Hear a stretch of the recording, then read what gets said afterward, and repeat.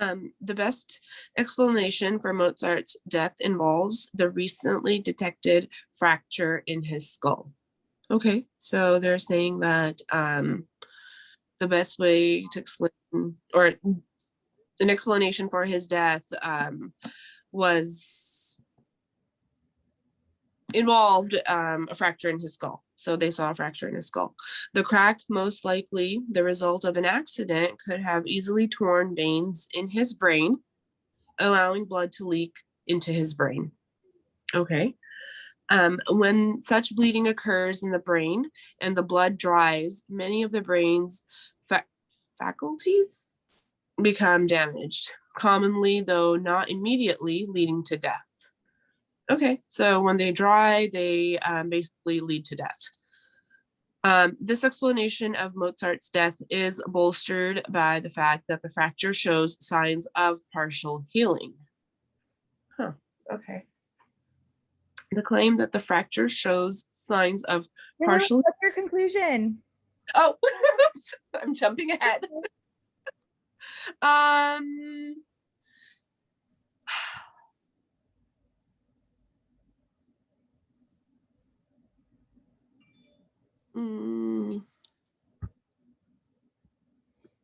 What is this person trying to convince us of, or persuade us of, or teach us?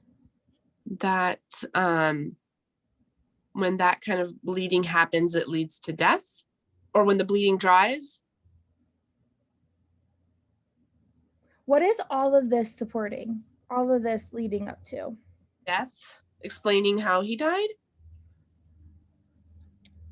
Okay, so our conclusion's actually going to be that first sentence. The best, because I remember, like, how do we know that this is the best explanation? But he says the best explanation does this. And then the rest of the stuff supports that. Yeah, so the best explanation for Mozart's death involves the recently detected fracture in his skull. And I'm like, well, why is that the best explanation? Oh. But then it explains to us why this fractured skull can lead to death, right? Yeah. And then this explanation of Mozart's death is bolstered. So we even strengthen this by the fact that the fracture shows signs of partial healing. So this is another reason why this is the best explanation. Okay, so the best explanation. So to you, it was basically that part where it says the best explanation. That's what gave it away to you. That's the main conclusion. Yeah, and like, what is everything else trying to support?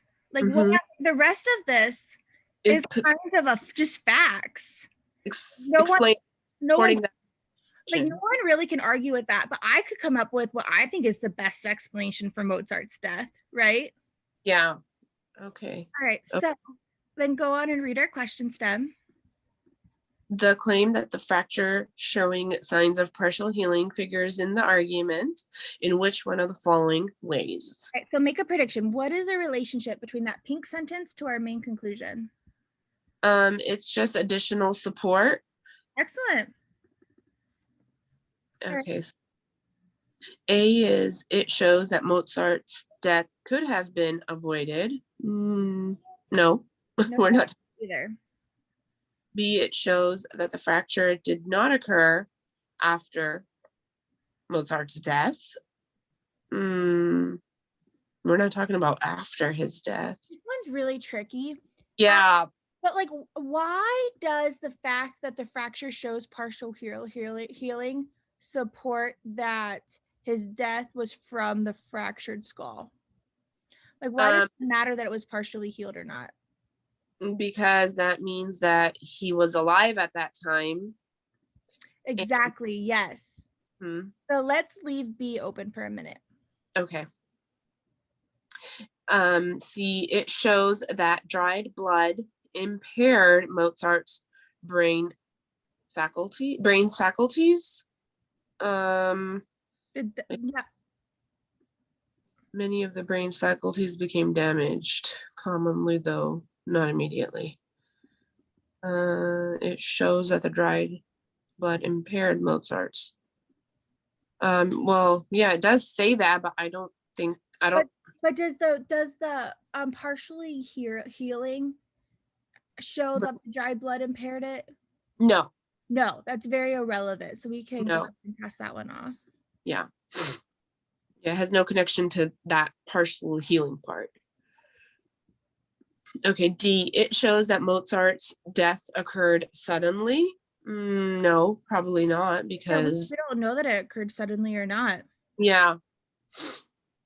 And E, it suggests that Mozart's death was accidental. No, we don't know that either. That's not referring to that at all. Excellent. So it is B.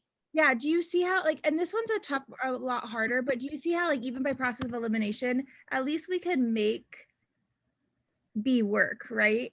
You're like, yeah, and that, like, why is it supporting it, or how does it support it? And yes, Yeah. definitely why our answer is B. What do It's you like made it's this out, so tricky? but it makes sense. Like, that's not what I was expecting, but it works. Yes, and that's why, like, predictions are so important, because they help us go on the right track. But just because something, like, isn't our exact prediction, we can't just cross it off. Like, we have to still, like, we still have to think about, like, let the answer choice think about, could this work, and then cross it off. Yeah, exactly. All right, so